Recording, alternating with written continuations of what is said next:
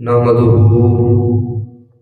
ونصلي ونسلم على رسوله الكريم. قال الله تبارك وتعالى في القرآن المجيد والفرقان الحميد. أما بعد فأعوذ بالله من الشيطان الرجيم. بسم الله الرحمن الرحيم. إن الله وملائكته يصلون على النبي يا أيها الذين آمنوا صلوا عليه وسلموا تسليما. الصلاة والسلام عليك يا سيدي يا رسول الله وعلى آلك وأصحابك يا سيدي يا حبيب الله. مولاي صل وسلم دائما أبدا على حبيبك خير الخلق كلهم.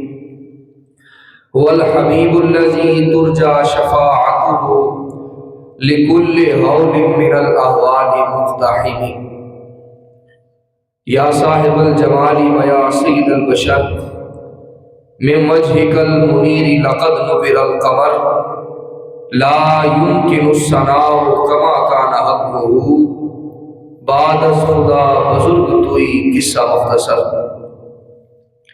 اللہ رب العزت کی حمد و ثنا حضور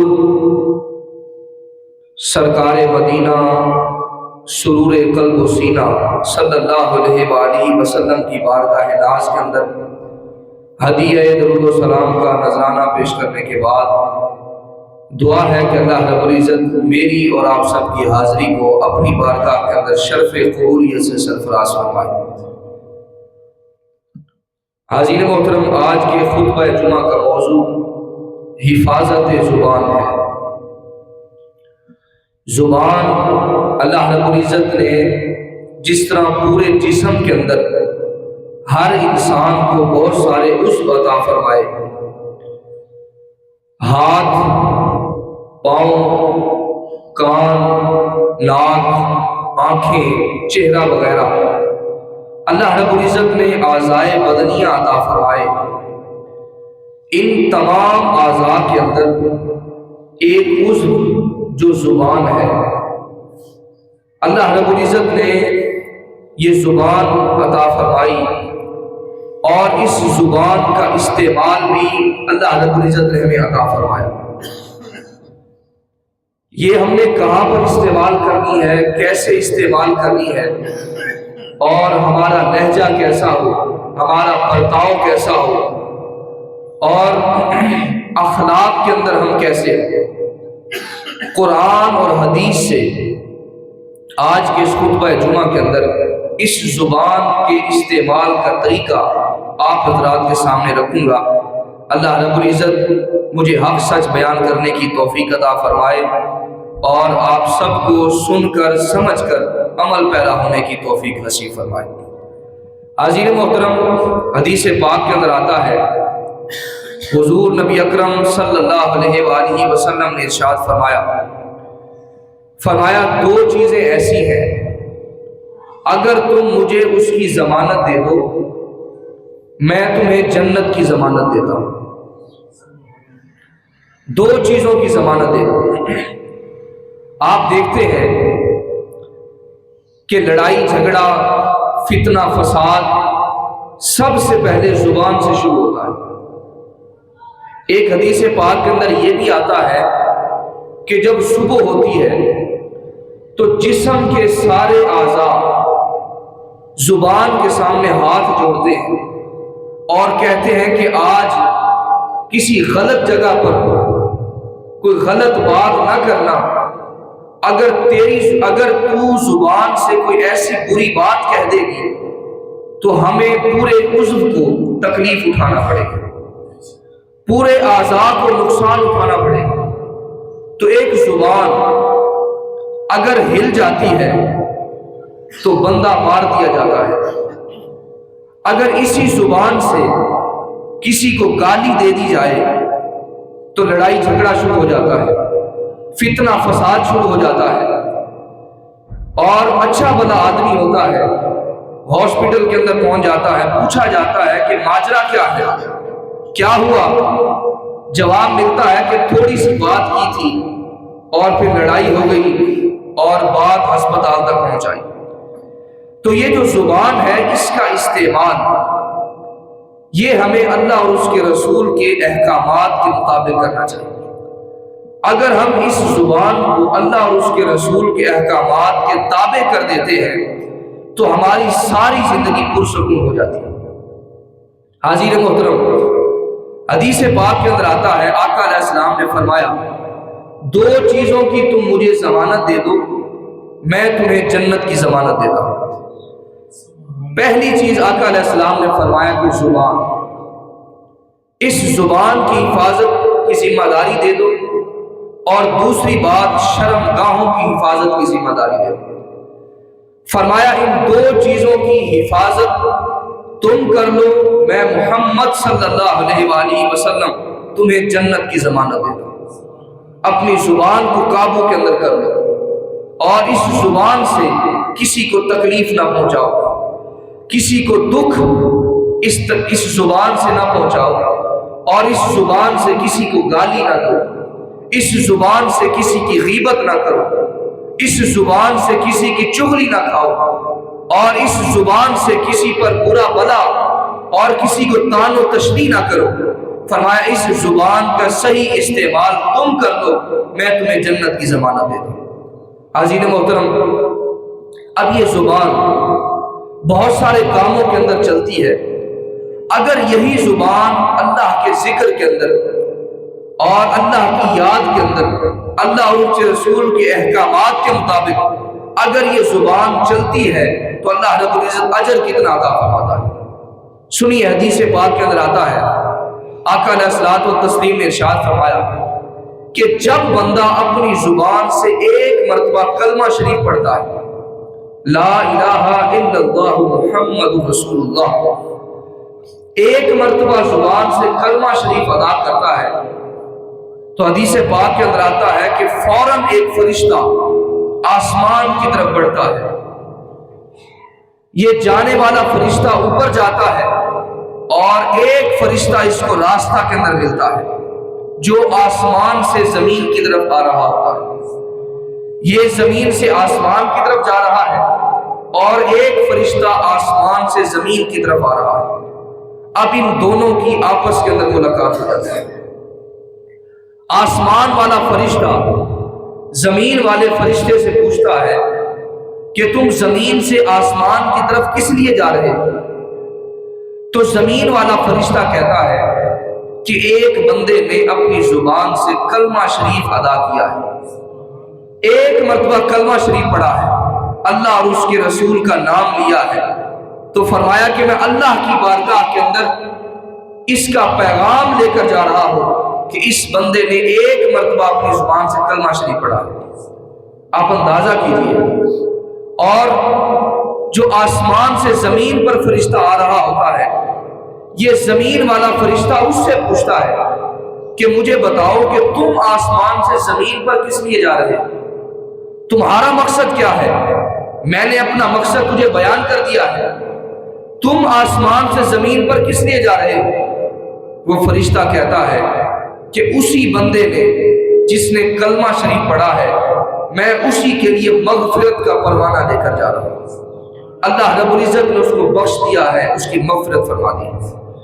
حاضرین محترم، دنیا کا دستور ہے کہ دنیا کے دستور کے اندر اگر کسی عدالت کے اندر کوئی مقدمہ لگ جائے اور اگر اس مقدمہ کے اندر معافی بھی مل جائے، وہ درخواست خارج بھی کر دی جائے اور مجرم کو بری بھی کر دیا جائے، مگر پھر بھی اس کے جرم کا ریکارڈ جو ہے وہ اپنے پاس رکھا جاتا ہے، اس کے گناہ کو، اس کے جرم کو اس کے ریکارڈ کے اندر اپنے پاس محفوظ رکھا جاتا ہے۔ مگر اللہ کی عدالت وہ عدالت ہے کہ جس بارگاہ کے اندر انسان اپنی زبان سے، اپنے دل سے اللہ رب العزت کی بارگاہ کے اندر توبہ کرتا ہے، اللہ رب العزت اس کے گناہوں کو خارج فرما دیا کرتا ہے، معاف بھی فرما دیتا ہے اور نامہ اعمال سے اس کو خارج بھی کروا دیا کرتا ہے۔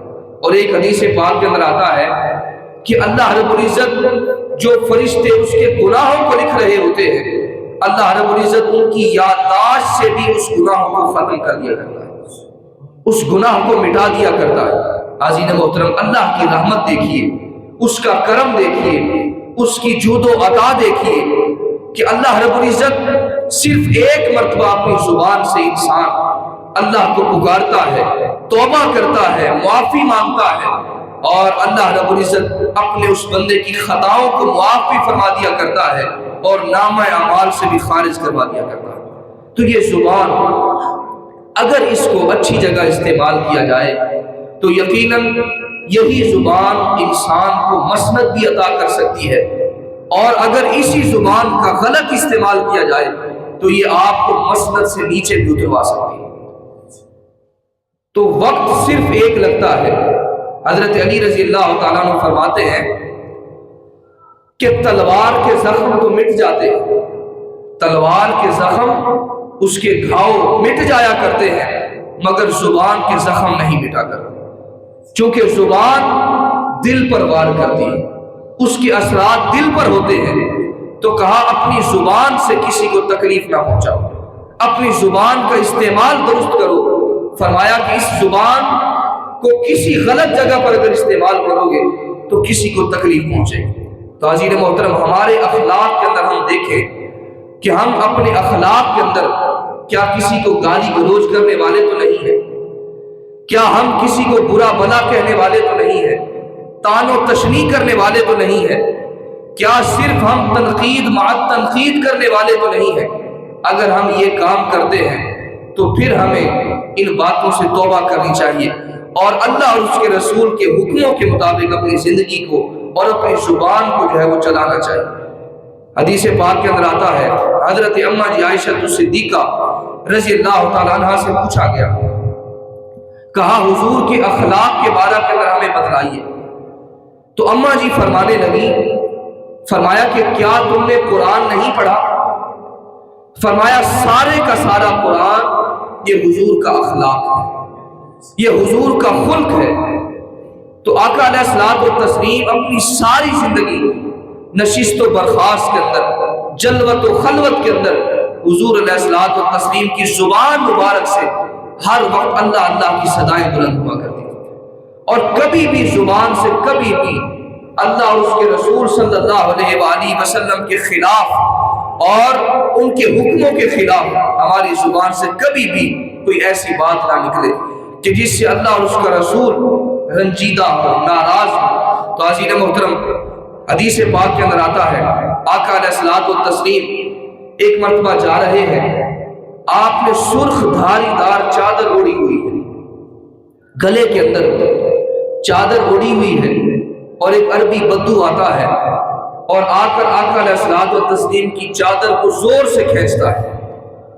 اب زور سے کھینچتا ہے، اگر ہماری کوئی پگڑی، ہماری کوئی دستار اور ہماری کوئی چادر کو زور سے کھینچے تو یقیناً ہمارا جو رویہ ہوگا وہ لڑائی والا رویہ ہوگا، جارحانہ رویہ ہوگا، مگر حضور علیہ الصلوۃ والتسلیم کا رویہ دیکھیے، آپ کا اخلاق دیکھیے، آپ کا حسن خلق دیکھیے۔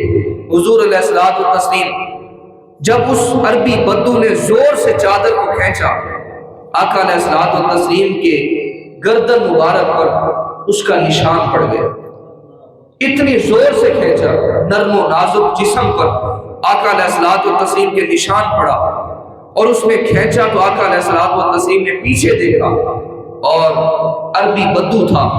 آقا علیہ الصلوۃ والتسلیم فوراً مسکرا پڑتے، کوئی ڈانٹا نہیں ہے، کوئی برا بلا نہیں کہا، اور آقا علیہ الصلوۃ والتسلیم فوراً مسکرا پڑتے۔ تو یہ حسن خلق ہے، یہ زبان کا اخلاق ہے، ہم نے یہی سیکھنا ہے، اور اسی پر آپ کو عزت بھی ملنی ہے، آپ کو مرتبہ بھی ملنا ہے، آپ کو مقام بھی ملنا ہے، اور اللہ رب العزت کی بارگاہ کے اندر سرخروئی بھی ملنی ہے۔ عزیز محترم، ایسے لوگ بھی پائے جاتے تھے جو صرف اپنی زبان سے اللہ کے ذکر کے علاوہ کوئی بات بھی نہیں کیا کرتے تھے۔ میں آپ کو ایک مثال پیش کرتا ہوں۔ حضرت عبداللہ ابن مبارک رضی اللہ تعالیٰ عنہ، آپ فرماتے ہیں کہ میں حج سے واپس آ رہا تھا تو راستہ کے اندر ایک سواری پر ایک بوڑھی عورت مجھے ملتی ہے. وہ بوڑھی عورت قریب پہنچتی ہے، میں اسے سلام کرتا ہوں، السلام علیکم کہتا ہوں. بڑا دلچسپ واقعہ ہے، ذرا توجہ.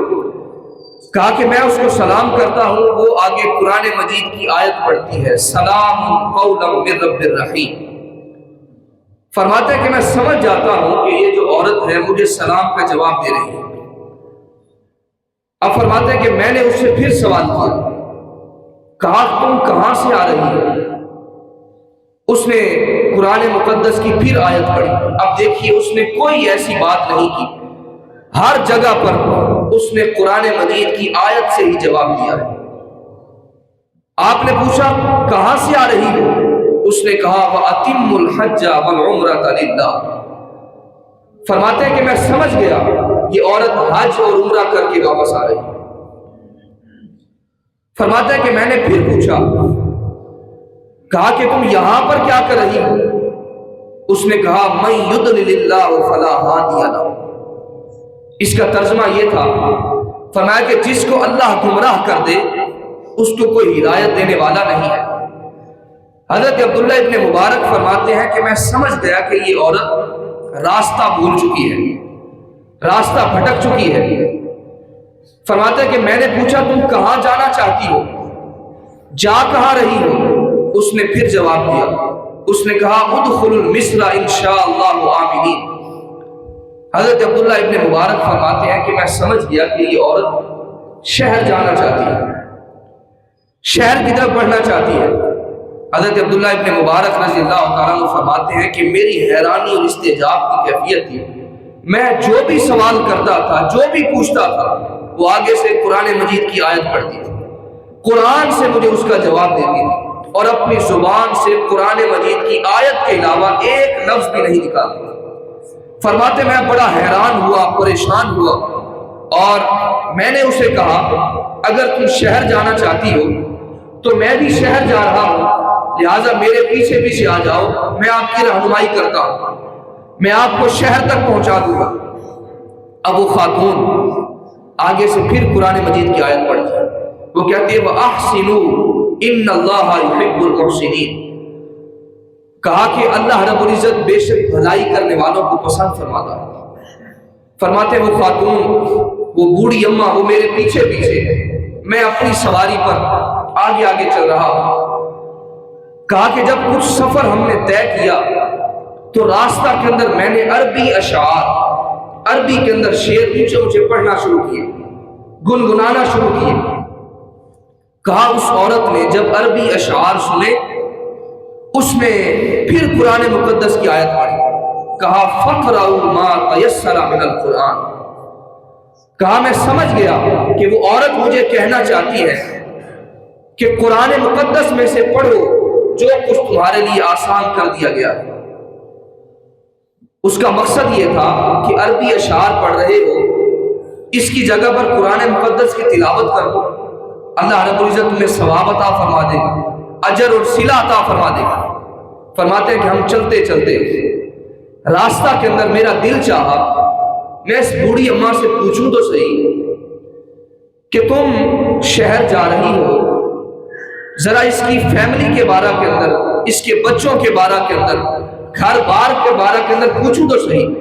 فرماتا ہے کہ میں نے سوال کیا، اس نے کہا لا تسألوا عن اشیاء ان تبد لکم. فرماتے ہیں کہ میں سمجھ گیا، حضرت عبداللہ ابن مبارک فرماتے ہیں کہ میں سمجھ گیا وہ عورت مجھے کسی بھی سوال کا جواب نہیں دینا چاہتی. فرماتے میں خاموش رہا اور آگے بڑھتے گئے. جب ہم شہر کے اندر داخل ہوئے اب اس عورت نے کہا المال والبنون زینت الحیات الدنیا. اس عورت نے پھر قرآن مقدس کی آیت پڑھی اور حضرت عبداللہ ابن مبارک فرماتے ہیں کہ میں سمجھ گیا یہ عورت یہ کہنا چاہتی ہے کہ اللہ رب العزت نے مجھے مال بھی عطا فرمایا ہے اور مجھے بیٹے بھی عطا فرمائے. اب دیکھیے کتنا لمبا سفر، ساری باتیں حضرت عبداللہ ابن مبارک نے پوچھی، اس بوڑھی خاتون نے قرآن مجید کی آیات کے علاوہ ایک لفظ بھی زبان سے ادا نہیں کی. کہنے لگی المال والبنون زینت الحیات الدنیا، مجھے اللہ نے مال بھی عطا فرمایا ہے اور مجھے بیٹے بھی عطا فرمائے۔ فرمایا حضرت عبداللہ ابن مبارک فرماتے ہیں کہ میں نے اسے کہا، جب ہم شہر کے اندر پہنچے لوگوں کا ہجوم تھا، چونکہ حج کے قافلے واپس آ رہے تھے، لوگ استقبال کے لیے آئے تھے اور وہ بوڑھی خاتون وہاں پر موجود تھی، اور میں نے چاہا کہ اس کے جو گھر والے ہیں جو اس کو لینے کے لیے آئے ہیں ذرا اس سے ملاقات کر لیں۔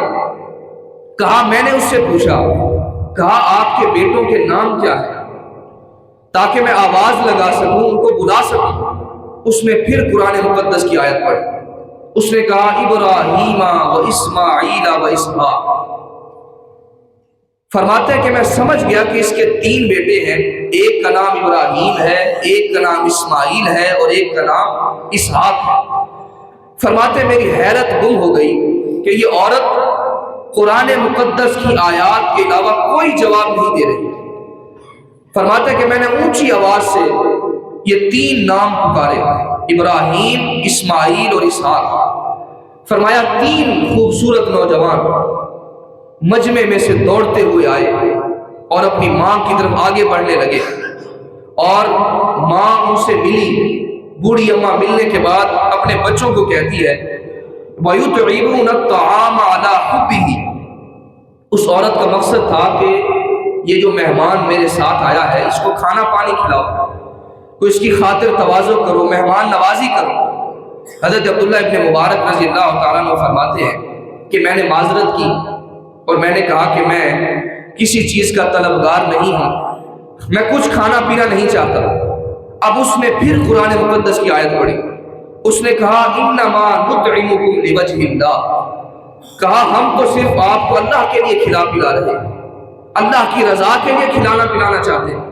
حضرت عبداللہ ابن مبارک رضی اللہ تعالیٰ عنہ فرماتے ہیں کہ وہاں راستہ سے شہر تک، کہا جتنا سفر، جتنی باتیں میں نے اس عورت سے پوچھی، جو کچھ پوچھتا رہا، وہ سب جوابوں پر جب بھی جواب دیتی تو قرآن مقدس کی آیت پڑھتی اور مجھے سمجھاتی، قرآن مقدس کی آیات پڑھ کر میرے سامنے جواب دیتی۔ فرماتے میں حیران ہوا، پریشان ہوا، میری حیرت گم ہو گئی، استعجاب کی کیفیت تھی۔ فرمایا کہ میں نے ان کے 3 بیٹوں کو بلایا اور ان سے پوچھا، کہا مجھے بتاؤ میں جب سے چلا ہوں اور سفر کر رہا ہوں، آپ کی ماں نے مجھے قرآن مقدس کی آیت کے بغیر کوئی بات نہیں کی، زبان سے ایک لفظ بھی ادا نہیں کیا، ماجرا کیا ہے؟ ان کے بیٹوں نے بتایا، کہا یہ جو ہماری ماں ہے یہ حافظہ بھی ہے اور عالمہ بھی ہے، عالمہ بھی ہے اور حافظہ بھی ہے۔ کہا اس نے اللہ رب العزت کی بارگاہ کے اندر ایک مرتبہ پکی توبہ کی تھی، اور اس نے توبہ کی تھی کہ آئندہ زندگی کے اندر کبھی بھی زبان سے برے کلمات ادا نہیں کروں، آئندہ کبھی بھی زبان سے کسی کو تکلیف نہیں پہنچاؤں، آئندہ زبان سے کبھی بھی کسی کی دل آزاری نہیں کروں۔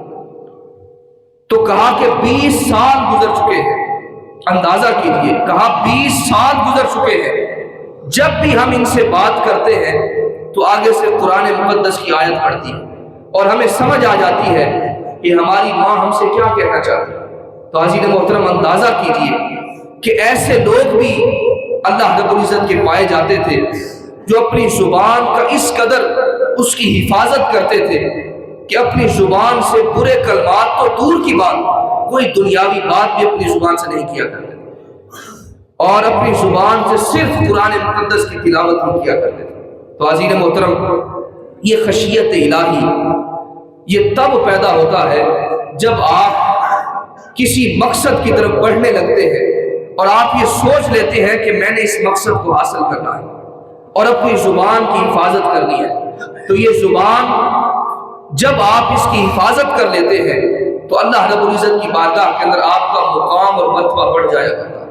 تو اس زبان سے نہ تو کبھی جھوٹ بولے، نہ کبھی غیبت کریں، اور اس زبان کو صرف ہمیشہ سچ کے لیے رکھیں، اپنی زبان سے سچ بولا کریں اور سچ کے علاوہ کچھ نہ کہا کریں۔ حاضرین محترم، ایک میں نے واقعہ پڑھا بڑا عجیب اور بڑا دلچسپ. کہا انڈیا کے اندر وہاں پر ایک جگہ پر ایک علاقہ کے اندر ایک جگہ پر لڑائی پڑ گئی مسلمان اور ہندوؤں کی. مسلمان کہتے تھے کہ یہ جگہ ہماری ہے اور ہندو کہتے تھے کہ یہ جگہ ہماری ہے. آپس کے اندر لڑائی جھگڑا ہوا اور حتیٰ کہ بات آگے بڑھتی چلی گئی اور قتل کرنے تک بھی نوبت پہنچا. کہا تھوڑی سی جگہ تھی، ہندو کہتے تھے کہ ہم نے مندر بنانا ہے اور مسلمان کہتے تھے کہ ہم نے مسجد بنانی ہے. اب فیصلہ جج کی عدالت کے اندر پہنچا. جج اس نے دونوں فریقین کو بلایا، مسلمانوں کو بلایا، ہندوؤں کو بلایا اور ان سے پوچھا. کہا اس لڑائی جھگڑے کے علاوہ اگر کوئی صورت نکل سکتی ہے کہ آپ کے اندر تصفیہ ہو جائے، صلح صفائی ہو جائے، معاملہ حل ہو جائے، اس کے علاوہ اگر کوئی اور صورت نکلتی ہے تو وہ مجھے بتاؤ. ایک ہندو آگے بڑھتا ہے.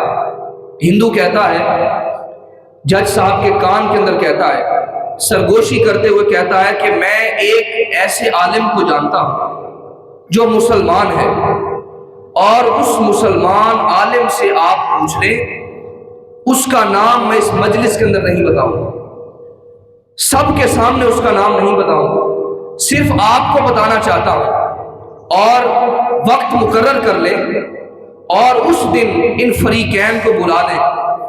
اس دن جو مسلمان عالم کہے گا، اس نے نام بولا اور کہا کہ جو اس دن وہ مسلمان عالم جو کچھ کہے گا، کہا ہم اس بات پر فیصلہ کر لیں. وہ کہے گا کہ مسلمانوں کی جگہ ہے، ہم مان لیں گے کہ مسلمانوں کی جگہ ہے. وہ کہے گا کہ اگر ہندوؤں کی جگہ ہے تو ہم مان لیں گے کہ ہندوؤں کی جگہ ہے. فیصلہ صرف اس مسلمان عالم پر ہم چھوڑ دیتے ہیں. حاضرین محترم، جج نے اس دن کا کیس فارغ کیا اور کہا کہ فلاں تاریخ کو تمام لوگوں کو بلایا اپنی عدالت کے اندر. اب جیسے باہر نکلے تو ہندو بڑے پریشان تھے اور اپنے ہندو کو برا بھلا کہنے لگے. کہا تم نے مسلمان عالم کا نام لیا ہے، وہ پکی بات ہے کہ وہ اپنے مسلمانوں کی طرفداری کرے گا، وہ یہی کہے گا کہ مسلمانوں کی جگہ ہے اور وہاں پر مسجد بننی چاہیے. اور ادھر مسلمان وہ بہت زیادہ خوش تھے کہ اب تو مسلمان عالم کی طرف فیصلہ کیا گیا ہے اور ہمیں یقین ہے کہ ہمارا مسلمان عالم وہ یقیناً ہمارے حق کے اندر ہی گواہی دے گا. اب فیصلہ موقوف کر دیا گیا. دن مقرر تھا، اس دن دونوں فریق آ گئے، ادھر ہندو بھی آ گئے اور مسلمان بھی آ گئے. اب جج کی عدالت کے اندر مسلمان عالم جو اپنی بات کا پکا ہے، زبان کا سچا ہے، قول و فعل کے اندر جس کے تضاد نہیں ہے، قرآن و سنت پر عمل کرنے والا ہے. اب جج نے اس سے پوچھا، کہا بتاؤ کہ یہ جس جگہ کے بارے کے اندر لڑائی جھگڑا چل رہا ہے، ہندو کہتے ہیں کہ ہماری جگہ ہے، ہم نے مندر بنانا ہے، اور مسلمان کہتے ہیں کہ یہ ہماری جگہ ہے، ہم نے مسجد بنانی ہے، آپ بتاؤ کہ یہ جگہ کس کی ہے؟ مسلمان عالم کہتا ہے کہ یہ جگہ ہندوؤں کی ہے، یہ جگہ ہندوؤں کی ہے. جج پھر پوچھتا ہے، کہتا ہے اگر یہ جگہ ہندوؤں کی ہے تو پھر یہاں پر مندر بنایا جا سکتا ہے؟ مسلمان عالم کہتا ہے یقیناً یہ جگہ ان کی ہے تو یقیناً بنایا جا سکتا ہے، اس کے اندر کوئی دو رائے نہیں ہے. اپنی وہ مندر بنانا چاہے تو بنا سکتے ہیں، جگہ ان کی ہے، ملکیت ان کی ہے. حاضرین محترم، اب جج کی عدالت کے اندر جج جب مسلمان عالم سے اس سچی بات کو سنتا ہے، اپنی زبان کا صحیح استعمال سنتا ہے، ایک جملہ بولتا ہے، وہ جملہ دل کی تختی پر لکھنے والا ہے. جج کہتا ہے کہ آج کے اس عدالت کے اندر، آج کے اس کیس کے اندر مسلمان ہار گئے. جملہ ذرا غور سے سنیے گا.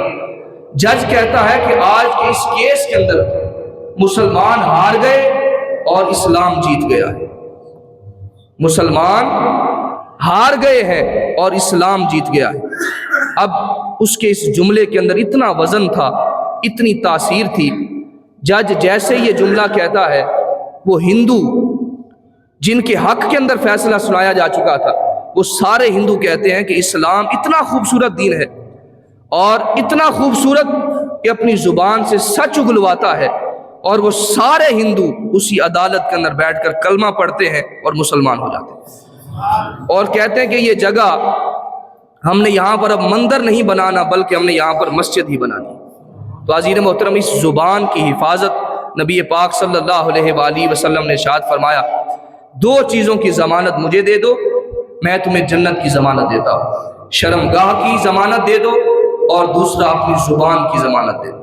فرمایا ان دو چیزوں کی حفاظت کی ضمانت تم مجھے دے دو، میں محمد صلی اللہ علیہ وآلہ وسلم تمہیں جنت کی ضمانت دیتا ہوں۔ تو عزیز محترم، اس زبان کا استعمال یقیناً درست کیا جائے، اور اس زبان سے نہ تو چغلی کھائی جائے، نہ غیبت کی جائے، نہ گالی گلوچ کی جائے، بلکہ اس زبان سے اللہ اور اس کا رسول کا نام ہی لیا جائے۔ اللہ رب العزت ہم سب کو عمل کرنے کی توفیق عطا فرمائے۔ وما علیہ الا البلاغ، جنہوں نے سنتے ادا کرنی ہے وہ سنتے ادا